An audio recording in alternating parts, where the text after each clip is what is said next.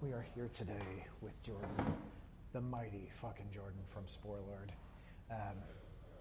He's also a TCG guy, owns a store here at Portal called Heavy Meta Gaming, and as a friend and a fan of Sporelord, it's really awesome to see like what he's done with Heavy Meta.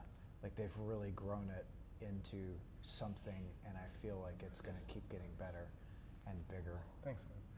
You're welcome, dude. We do what we can. I know, and you guys you're good people, you and Willis both, so I fucking, I love seeing what you're doing, so I think that's super rad. And I've seen, how many times have I seen Sporelord? Like 3 or 4 times? Yeah, at least. Right. Yeah, so many shows, I don't really know. When I pulled up today and you guys were playing, I was like, what in the fuck is that? Oh my God, you guys sounded really fucking good, really tight. What kind of practice and time are you guys putting into the band? It's kind of crazy because we wrote a bunch of songs. We really challenged ourselves with the songs. So for the first few shows, there was a lot of still moving parts, But I like to reveal those, the work in progress. I like to show that some of my favorite artists kind of reveal that as part of their art. Yeah. And I've always enjoyed that. I always think that's super cool too, like watching the creative process. Yeah. Because everyone has a really unique way of doing it themselves, right? Yeah. Whether it be a band or a person, it's intriguing. I agree. What's your favorite part about creating? Maybe the vulnerability, just the honesty and rawness that is required in order to make something that means something to you. Hell yeah. It's a great way to meet somebody is through their art. And so that's a big thing for me. Traveling a lot, I've always enjoyed meeting people. There's so many unique and interesting people out there that like seeing. Ask Bob, he saw me last night. Okay. Bob knows what's up. Yeah. Sorry. But back to the question about the practicing, and we wrote these songs thinking, it's gonna be fun, like experimenting with different styles and like challenging ourselves with the music, and then we were lucky to get to practice once a month because of people's personal lives, work, travel, things like that made it more challenging to practice as much as we needed to. And lately, I guess just the songs have been marinating long enough that even after we hadn't practiced in months, the very first practice back, everything just clicked. It did. That's awesome. And we thought we were gonna have to like get a few rehearsals in to like get up to snuff for the show. And the very first one back, everybody was like locked in. And I was like, cool. And then we didn't practice again for 2 weeks or so, and then we came in here today and did a sound check and got a little jam in, and everything was gelling. And you got to stop taking so long to practice, though. That's the goal, and everybody's starting to put a little more, starting to prioritize the band a little bit more, and that's causing more to happen. Also, Pat's had time to raise his kid, you know? So like everybody's got to give time for that. The whole new dad thing. The new dad thing is, and we all knew it was going to be a bit of a handful, but he if anybody does the most for the band, it's Pat, even through all of that. Pat is a fucking rock star. He is, and I recognize that, and I recognized it in Adam as well. Yeah. And the first time I saw Sam play, I just assumed he wouldn't be into what we were doing, but he fit right in, and that was kind of the thing, is when you make heavy music with a bunch of guys that aren't metal guys, it's the best. Especially when they like really take the time to like play their instrument and write their songs and stuff, because they're putting a lot of heart behind it and they still feel it. Well, and it's I think just not everything doesn't have to be heavy or metal. It's you kind of lose the parameters, right? Because I feel like if you take people and you look at just music overall, right, like broad genres, death metal, there are so many different types of death metal. You've got the chug, like Cannibal Corpse is fucking great at what they do. Yep. But then you've got the more progressive, like death, you know, and then you've got the really fucking progressive blood incantation, right? It's Like, so freaking cool. and it's like, I'm old, right? Like I grew up in a time where it was very much, if you listen to this is what you listen to. There are no outside influences. And now, just watching music expand and like grow and people create, you start to see, I'm seeing a lot more like, hey, we're not metal guys, but we want to play heavy music, you know, or we play heavy music. Let's try to do maybe a little post-rock thing, or we'll throw a little post-rock into our shit. And it's like, that's fucking cool. Yeah. It's real. I think it is lending itself to people expanding their minds musically, which is kind of what you know, to meet someone through their art, you meet them at a very vulnerable time. And I think going to a live show and meeting people in that is where people, to me, that's where people feel safe. That's where we really fucking connect. Yeah, that's your people. You have this feeling of like, well, community. They might not be your people, right? Like, and I say that kind of loosely. Like you go into this setting of live music, and there are people from all walks of life. Totally. Rich, poor, conservative, liberal, religious, anti-religious, right? Like atheists. Like there are so many different people inside the show. And I feel like at our core as humans, that's what we have to realize. Yeah. Like, let's fucking. Oh, hey, Jeff. Someone brought pizza. Hell yeah. You know, I think that's live music to me. Yeah. So to hear you say something like, to meet someone at their art is fucking awesome. And to know that it's not a bunch of heavy music guys playing heavy music. Brings a unique sound to it. Right? That was the point. Yeah. I've been in so many great bands over the years where, I mean, the guys were the best at what they did, but they did this one thing really well, and there's still other people doing it bigger and better and have more money to back it, and at a certain point it just like kind of lost its meaning in a sense, and in a way where it was like there was no point to keep it going. Yeah, well, it's it was predictable at a certain point. I could imagine how our next 3 albums would sound before they were written. I have no clue what's coming for Sporelord. I have no clue. The ceiling is so high. Yeah. Because everyone has so many different influences, and we're all music teachers.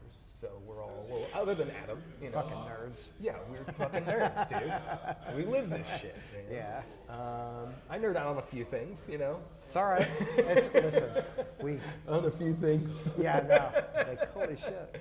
But music was my first. Music was my first. Mine too. It was the first thing that I really wanted to deep dive, and I wanted to find every Do you single remember the band. moment that you were like, oh my God? I mean, as a kid, there were 2 in particular vocalists that made me want to prioritize music. It made me want to be a better singer. And that was Freddie Mercury and Michael Jackson. Okay. Those were the first 2 for me. So that's wild. It's funny that you bring up Michael Jackson. My first concert was Michael Jackson. Wow. On the Thriller tour. Hell yeah. So, and I would like, you're going through that, and I was just, I'm thinking about like that moment for me. I loved Lionel Richie too as a kid. He's a great songwriter, which is so weird that I'm so infatuated with heavy music, and that's where my love and passion is. But dude, Lionel Richie was he was my guy. He was the real deal. You know what I mean? And I found a lot more over the years, you know, like metal was it. That was when I got to combine like my sports stuff, because I grew up extreme sports and choir. You know, so it was like wrestling, football, hockey, choir. That was my shit, right? So first time I went to a hardcore show, or a punk show, I guess, first, and got in a mosh pit, I was like, this is it. This is like all the things in one place. And then, you know, from there, hardcore, and from there, metal, and then more extreme metal. And it was just like this domino effect of like expressing yourself and not worrying about offending or not worrying about whatever judgment might come. Yeah, no, you're not worried about people thinking you're weird or crazy. You're just like getting up there and expressing yourself. And I've seen some really weird, really crazy bands, and it was some of the most powerful, conviction, like incredible performances, and just gives you more of a reason to embrace things, and there's less bottled emotions. I guess like you kind of like learn how to express yourself without just verbal. Exploding. Yeah. Well, that too, or just like, yes. And we've all been there, you know, we've all been pushed over that line before. So I think that it really helps to define that line, you know, when you start putting it into art, when you can turn these things that you think are hideous or just disgusting things about looking out at the world, or you know, dealing with people that suck, and trying to put that into words and trying to come up with like, you know, a solution in a sense for those types of personalities becoming normalized, I guess would be a way to put it. I know, like when I work in, you know, offices or things like that, there's a lot of just toxic personality traits that kind of just take over the workspace. And It's because the people who aren't toxic are afraid to say something. Yeah. Which is, I feel like it's a very common thing. But yeah, I agree. I follow what you're saying, Yeah. right? Like, and I that's probably one of the coolest things about like live music is my fucking taking my daughter to her first metal show. Are people gonna think I'm weird? Fuck. We're all weird. Like, it's totally fine. She got in there and she was like, oh, people are weird. Yes. Yeah. Yes, we fucking are. And it's okay.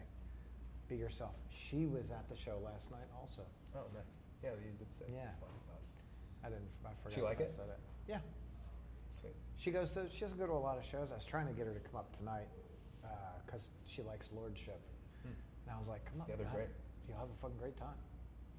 Like, if you like Lordship, you'll fucking love Astronaut. Yeah.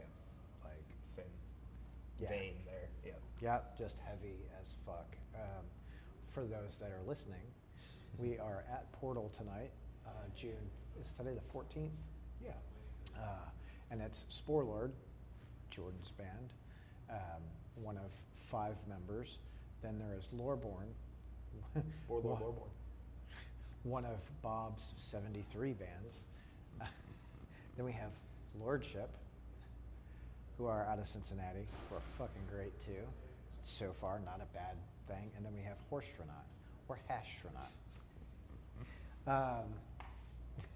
God. So, what kind of surprises do you guys have for your set this evening? Well, we have a new song that's coming along. The lyrics are halfway written, so it'll like make a little bit of sense here and there. And we've just marinated these songs long enough that I feel like they're ready to be served up. And we've just been showing the process up to this point. And, are trying to find the right kind of what even word would I use? Because it's not like scene or sound necessarily, but like maybe even level of intensity might be the right way to put it for the band. Or that's been something we've been turning up and down constantly since we started. And we've played some really heavy shows where we cranked it up, and we've played some more chill shows that we like kind of dial it down a little bit. And I think now we've found like just the right number to put it at. It's got to be cranked tonight because you guys are fucking. It's a different kind of heavy though tonight. That's what I'm saying. Is it's like, this is right where we fit. Yeah. So, yeah. Yeah, I think it'll be a really good fucking show. Where are you guys at with physical media? Well, we've got the 2 singles that we put out on cassette with covers on the B-sides, and then T-shirts for each of those. And then we're going to keep doing that. So for each single that we put out, we'll do a cassette with a cover on the B-side with a different local artist, kind of reimagining our logo after listening to the song, and then doing some art after reading the lyrics. And then we'll print it on the cassette, print it on the T-shirt, and buy the shirt that matches your favorite song, or buy them all, collect them all. Hell yeah, collect them all. I like that. I kind of hate that too because it hurts my wallet. Yeah, well, we got to give you something to spend. We are a mobile T-shirt store, so. That is the truth. That is the truth. Speaking of local artists, Andy Cook art. Andy Cook nailed this one, man. Huge MC Escher fan, and this is like right up my alley. I love staring at this for hours. Yeah, it's really, really fucking cool. What is it on? I couldn't tell you. I don't know if it like says a over here. Glass or ceramic or something. Vessel. Yeah, right. But speaking of artists as well, the next artist that we have commissioned is Shane Simmons. Oh, Shane's a badass artist. Yeah. So he's been doing such great work on me. I was like, dude, do some work for my band. So he's going to do this like Viking themed thing for our song Berserker, which is the next single we're putting out. Which is really about Christians fishing for bass. No, I'm just kidding. Totally just kidding. I'm just being a goof. Well, that's cool. Shane like has such a, I think, a unique sense of art. Yeah. I'm really interested to see what he comes up with. Me too. Who did the last 2? The last one was Albie. Okay. Scary Black. Yeah. And then before that, it was Bucky Vandenberg. Yeah, Basement Studio. Yeah. Hell yeah. So just finding people who, we have like mutual friendships with or just appreciation of locally, that, enjoy our music and can contribute. So. But I think it's cool to also spotlight some of these like local artists because a band is a band, right? And often I feel like maybe 55% of the time, 60% of the time, someone in the band is a pretty skilled artist. Shit, it might be more than 60%, it might be 80%, I don't know. But a lot of times that the artwork for the covers and the layouts and all of that comes from an outside source. They do, yeah. Right? Which is fucking cool. Yeah, and since we have so many like influences, it'd be kind of weird to just be like, you know what, the Sleep album covers look really cool, let's hire that artist, or the King Gizzard album covers look really cool, let's hire that, or the Mastodon, you know what I mean? Instead, because it's just like, yeah, there's influences there, and those are some great artists too, but I mean, I love the connecting with like-minded people locally in order to build your brand, which is essentially what a band needs to be in order to succeed. Yeah. And every band has like an entire network of a support system that's behind the scenes, but is why any band has a platform to stand on, is it's like built by their community and people that support them. Yeah. And when you support talented artists around you, and that can be like a mutual support thing, you're building each other up. It does. It builds the community, right? Which is why I think it's really important for bands in the community to come out and support other bands. Like, last night there was, Redivider was there. Well, a couple of guys from Redivider. No, I think they were all there, actually. I think I saw all the Redividers. I didn't see... Paul showed up later. Gotcha. I didn't see Xander either. But I definitely... Yeah, no, I didn't see Xander. I definitely saw Jake and Jacob. Yeah. They're hard to miss. Yeah, for sure. So it's cool to see, how that community really like comes together. Yeah. And supporting everyone in all of the arts. Okay, we're probably short on time. So Jordan, I'm gonna say thank you. Dude, I appreciate you, man. It's always great chatting with you. Hell yeah, and we'll do another one. We'll get the whole band and we'll do Zoom. Cool. So everyone can put in their 2 cents and we can chat about that. Are you going to the Star Guided Vessels show When's that? Saturday, I think? I'll be out of town. Okay. I'm getting ready to go to Origins in Columbus, Ohio. It's like a week-long, it's like Comic-Con, but for tabletop gaming. Oh, it's a nerd fest. It is a nerd fest. Hell yeah. yeah. And I'll fucking be there, man. That's fucking do it. That's awesome. Yeah.